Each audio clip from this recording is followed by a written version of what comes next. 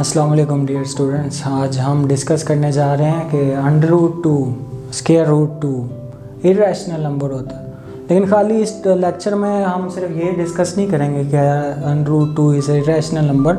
हम इसके साथ साथ रैशनल नंबर कंसल्ट करेंगे, हम प्राइम नंबर को डिस्कस करेंगे कि फैक्टर कैसे बनते हैं। ये सारी चीज़ें लेकर, क्योंकि इसमें यूज़ होंगी, हम इसको प्रूव करेंगे। पहले तो हम ज़रा रिकॉल करते जाते हैं कि रैशनल नंबर क्या होता है।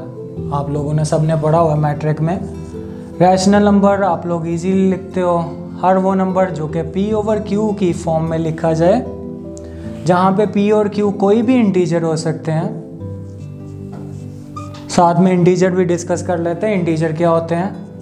These numbers are integer 0 +, -1 +, -2 and so on, जो कि पॉजिटिव नेगेटिव दोनों फॉर्म में हो। और साथ में इसके एक और चीज़ जो कि लिखी होती है, Q must be non zero. क्यों नॉन ज़ीरो होना चाहिए?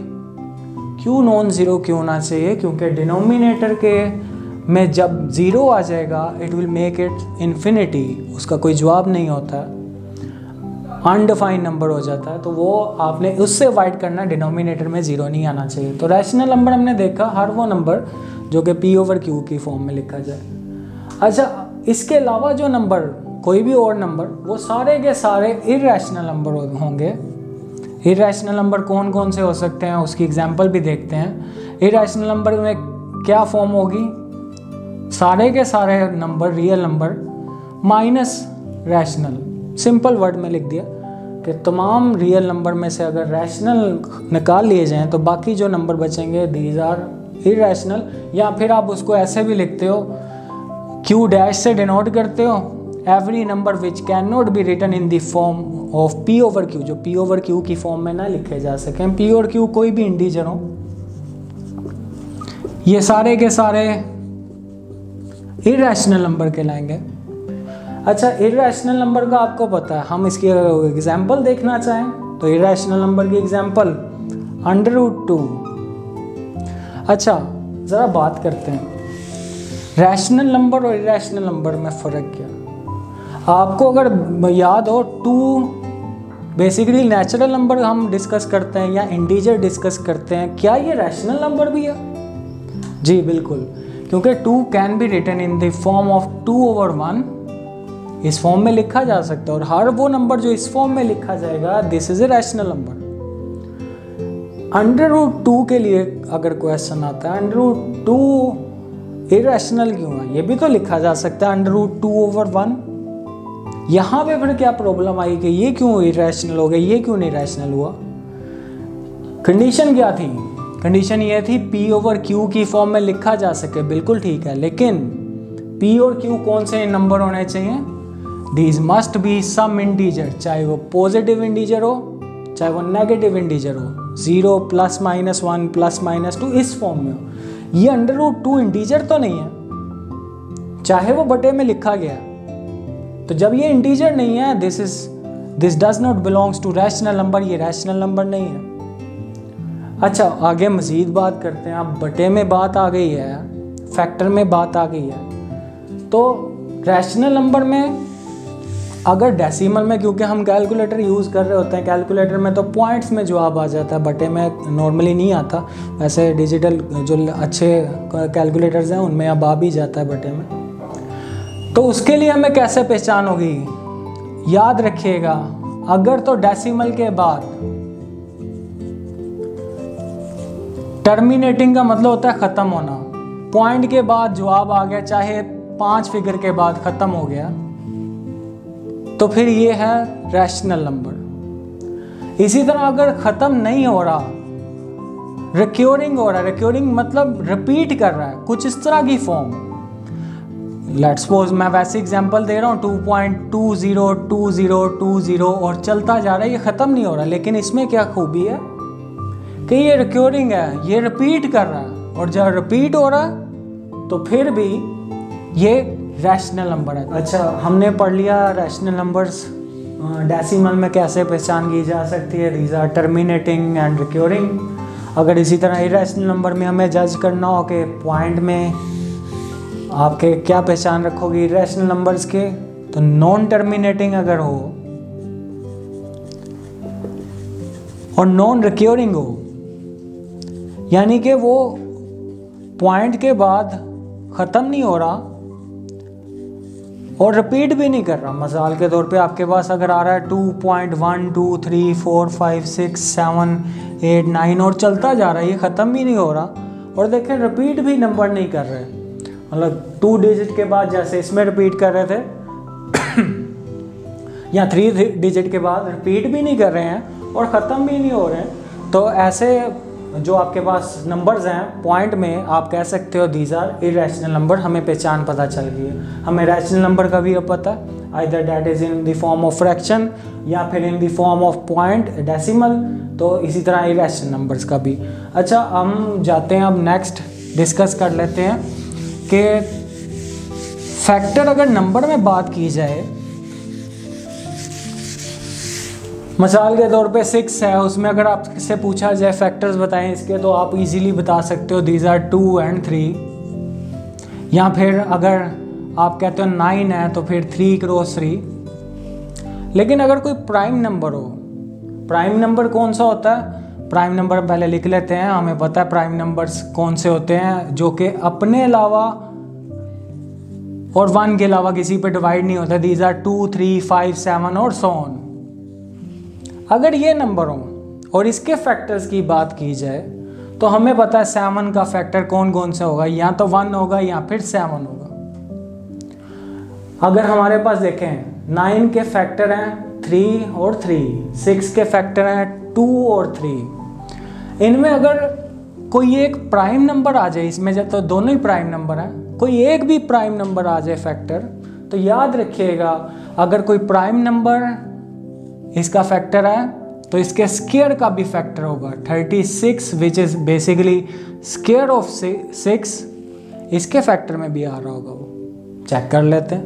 हमारे पास 36 कैसे बनेगा, हम लिख सकते हैं 2 × 3 विच इज़ 6, 6 × 6, इसी तरह ही होता। तो हमारे पास 2 बेसिकली प्राइम नंबर जब भी किसी के फैक्टर में आएगा उस नंबर के स्क्वायर में भी डेफिनेटली वो आ रहा होगा। ये वो चीज़ है जो हमारे पास यूज़ होने जा रही है जब हम प्रूव करेंगे √2 इज़ एन इरेशनल नंबर। हम जाते ज़रा क्वेश्चन पे, हमें रैशनल इरेशनल की भी पहचान है। अच्छा, रैशनल की बात करते हुए अगर हम देखें P/Q की फॉर्म में लिखा जाए और PQ कोई भी इंटीजर हो तो लोएस्ट फॉर्म में लिखा जाता है हमेशा रैशनल नंबर। आपके पास लेट्स सपोज लोएस्ट फॉर्म क्या होती है वो ज़रा डिस्कस कर रहे हैं।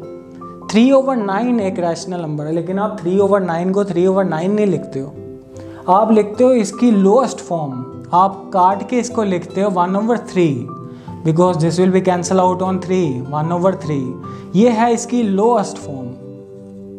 और जब भी आप सेट बनाते हो रैशनल नंबर का तो इसमें जो P/Q लिखा हुआ होता है ये लोएस्ट फॉर्म होती है। ये आपके P/Q जो कि आपस में कट नहीं रहे हैं वो है उसकी लोएस्ट फॉर्म। अच्छा, अब आते हैं ज़रा क्वेश्चन पे, हम क्वेश्चन डिस्कस कर लेते हैं। हमारे पास क्वेश्चन है √2 is an irrational number. Mathematical statement हमने प्रूव करनी है, और मैथमेटिकल स्टेटमेंट प्रूव करने के लिए एक कॉन्ट्रेरी इसका आउटकम भी होता है। हम ये चेक करते हैं कि सपोज कर लेते हैं कि √2 इज़ एन इरेशनल नंबर। हम ये कह देते हैं कि √2 रैशनल नंबर है। अच्छा, ये भी एक तरीका है मैथमेटिकल स्टेटमेंट प्रूव करने का कि हम उल्टा सपोज कर लेते हैं, और अगर तो कंट्राडिक्शन आ जाए एंड पे तो हम कहेंगे हमारी सपोजिशन रॉन्ग है, और जो हमने सपोज किया है कि ये रैशनल नंबर है ये गलत सपोज कर लिया है, तो दूसरा उसको ऑपोजिट तो क्या होगा कि √2 इज़ एन इरेशनल नंबर। अच्छा, हम अब सपोजिशन पे जा रहे हैं, √2 को रैशनल नंबर ले लिया है। √2 जब रैशनल नंबर लोगे तो वो हमें पता है किस फॉर्म में लिखा जाता है, P/Q की फॉर्म में। P/Q किस तरह के होते हैं, लोएस्ट फॉर्म में, यानी कि इनमें कोई डिडक्शन कोई फैक्टर नहीं बन रहा होता।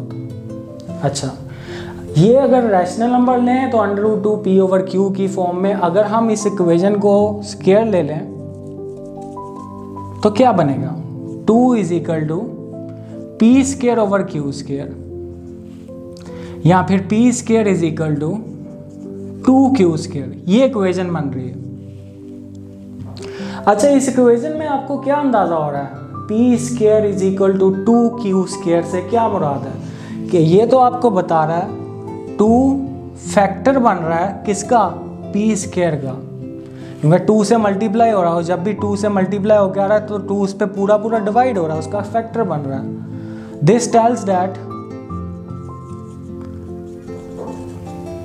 2 is a factor of P square. और हमने अभी थोड़ी देर पहले बात की थी कि जब भी कोई प्राइम नंबर किसी का फैक्टर होगा, किसी के स्क्वायर का फैक्टर होगा, तो डेफिनेटली वो उस प्राइम नंबर का भी फैक्टर होगा। सो 2 is also factor of p। अगर वो p स्क्वायर का है तो p का होगा, या अगर p का फैक्टर है तो p स्क्वायर का भी होगा, डेफिनेटली याद रखिएगा, क्योंकि 2 इज ए प्राइम नंबर। अच्छा, ये तो बात होगी। इससे क्या पता चलता है? p जब फैक्टर होगा, 2 फैक्टर होगा p का, तो फिर इससे पता चलेगा देयर मस्ट सम इंटीजर, कि वहां पे इंटीजर मौजूद है। Let's suppose R such that p is equal to 2r लिखा जा सकता। अच्छा, p is equal to 2r put करते हैं जरा हम इक्वेशन 1 में, तो हमारे पास क्या बनेगा? p की जगह पे 2r पुट कर देते हैं, इट विल 2q स्क्वायर, ये बनेगा 4r square is equal to 2q square, यहाँ पे कैंसिल करके q square is equal to 2r square. अच्छा, इस इक्वेशन से आपको क्या अंदाजा हो रहा है? इस इक्वेशन से आपको ये पता चल रहा है कि 2 is a factor of q square. 2 जो सा है फैक्टर है q स्क्वायर का भी। अच्छा, q स्क्वायर का फैक्टर है, q शॉर्टेस्ट फॉर्म में लिखा हुआ था, और 2 प्राइम नंबर है, hence 2 is also a factor of q square so that of q। क्योंकि कोई भी प्राइम नंबर जब स्क्वायर का फैक्टर होगा तो फिर वो उसके उस टर्म के भी, जिसका स्क्वायर है उस टर्म के भी फैक्टर होगा। अच्छा, अगर गौर से ज़रा रिकॉल करते हैं ओवरऑल, हमारे पास √2 को हमने लिया एक रैशनल नंबर। रैशनल नंबर इस फॉर्म में लिखा जा सकता है p/q की फॉर्म में। p/q हम उस तरह की फॉर्म लेते हैं जो लोएस्ट फॉर्म है, जिसमें कोई टर्म कॉमन नहीं है, फैक्टर नहीं निकाला जा सकता। जब इसका स्क्वायर लिया तो हमारे पास बना 2 इज इक्वल टू p square / q square. Rearrange किया, p square is equal to 2q square. जब 2 मल्टीप्लाई होके आ रहा है, इसका मतलब 2 फैक्टर है p स्क्वायर का। जब 2 क्योंकि प्राइम नंबर है, p स्क्वायर का फैक्टर हो गया, तो डेफिनेटली वो उस p का भी फैक्टर होगा। एक चीज़ तो यहाँ से मिली, जब भी फैक्टर होता है, फैक्टर से क्या मिलता है मुझे कि 2 मल्टीप्लाई करके किसी नंबर से p बन रहा है। तो हम फर्ज कर लेते हैं कि लेट्स सपोज वो नंबर r है, कुछ भी हो, तो p can be written in the form of 2r। p जब 2r पुट करेंगे इक्वेशन 1 में, तो हमारे पास कुछ इस तरह की स्टेटमेंट बनेगी 2q square is equal to 2r square. 2r का स्क्वायर आपके 4r स्क्वायर कैंसिल करके q square is equal to 2r square बन रहा है। इस इक्वेशन से क्या पता चल रहा है? 2 फैक्टर है q का, क्योंकि 2 से मल्टीप्लाई होके q स्क्वायर बन रहा है। और जब 2 फैक्टर बनेगा q स्क्वायर का, 2 इज ए प्राइम नंबर, तो 2 फैक्टर q का भी होगा। अब दोनों को जरा डिस्कस करें। 2 फैक्टर था p का, 2 फैक्टर है q का, तो इसका मतलब 2 तो दोनों में आ रहा है। और अगर दोनों में आ रहा है, इसमें भी आ रहा है, इसमें भी आ रहा है, तो लोएस्ट फॉर्म कहाँ पे हुई? इसमें से तो 2 बाहर निकाल के काट सकते हो आप। तो जब लोएस्ट फॉर्म नहीं हुई, तो हम तो गलत सपोज करके चल रहे हैं। लिखते हैं उसको, while this shows that 2 is a factor of p and q, के 2 हमने साबित कर दिया कि p और q दोनों का है फैक्टर है, जो कि कंट्राडिक्शन है, क्योंकि हम p/q लोएस्ट फॉर्म लेके चले थे, तो लोएस्ट फॉर्म लेके चले हैं, ये तो कंट्राडिक्शन आ गई। तो आपकी सपोजिशन जो आपने की थी वो गलत हो गई कि हमने गलत सपोज कर लिया, और जब गलत सपोज कर लिया तो फिर क्या होगी दूसरे, इसका उल्ट क्या होगा, √2 इज एन इरेशनल नंबर। ये आपने प्रूव करना था।